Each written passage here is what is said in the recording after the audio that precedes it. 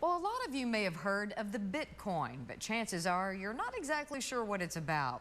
Well, it's a new form of currency and it's all digital, and users say it's pretty powerful. Anna Valiani met up with a Bitcoin meetup group in Dallas who dished on why they believe the Bitcoin is here to stay. She has the story in this special News West 9 report. The idea is money, literally. They say the Bitcoin is digital cash without the government. I could send to you, if I wanted to, $10 million in 1 second with a very small amount of money. It was a very new idea, so as soon as I heard about it, it just seemed very different from any type of money I had heard about before, so I immediately got very into it. A lot of people have this story. They started looking at it again the second time. Looking at it the second time, I became enthralled. There was a lot of skepticism when the Bitcoin came out 5 years ago. Some believed it was used only for illegal activity, like money laundering or to buy drugs.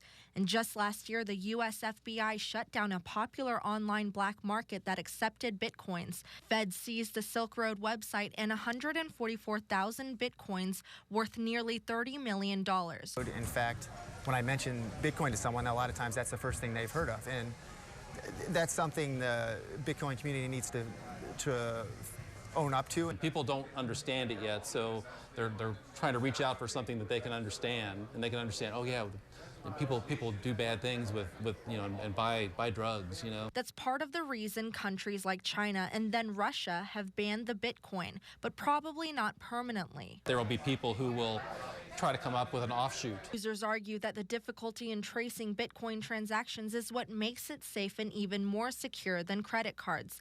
And apps like Blockchain keep track of all transactions and have people worldwide confirming them. If you don't make use of it, it's just open to hackers as much as it is, when you use your credit card number online. But then there are people like Joseph Richter who invested $60 into Bitcoin in 2012, lost his password, and hired someone off Reddit to hack into his account. It was a last resort, and it did work.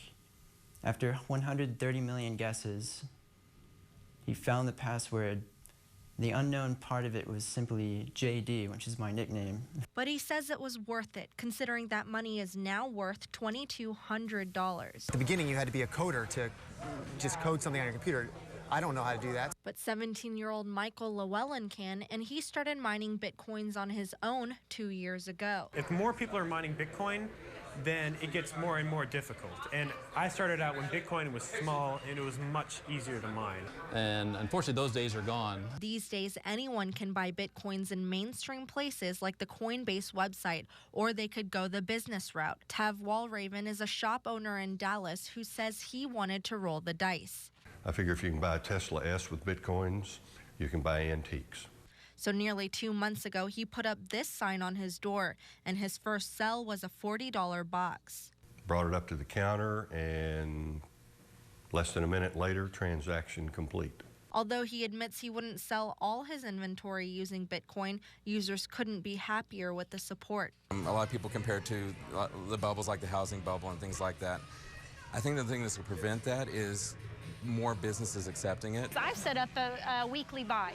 So I'm just buying each week something small. I'm not buying bunch right now, but I'm just buying small, just a little bit each week, a little bit each week. And then you have things like gold, silver, and cryptocurrencies, and people start to question, well, why is the dollar the only one? What else is there? And now there are tons of venture capital companies flooding money into the Bitcoin economy. What's happening now is that the infrastructure for all of this economy and all of this transaction is still being developed. Just last week, Bitcoin ATMs were put up in downtown Austin and Boston. That's what you're going to see in the next year is a lot more of these inventions coming out of ways to people can have it easily accessible. So then it offers to the other 6 billion on the planet to come into an even playing field. Regardless of how interested you are in Bitcoin, users say it's not going anywhere. There might be a crash. We've had crashes of the stock market, but have those companies gone under? No. So, I think anyone should be aware of that. You don't necessarily have to buy or sell Bitcoins, but I think this is going to have a major impact on our society. You can learn more at the Texas Bitcoin Conference, which will be held on March 6th at the Circuit of the Americas in Austin. Anna Valiani, News West 9.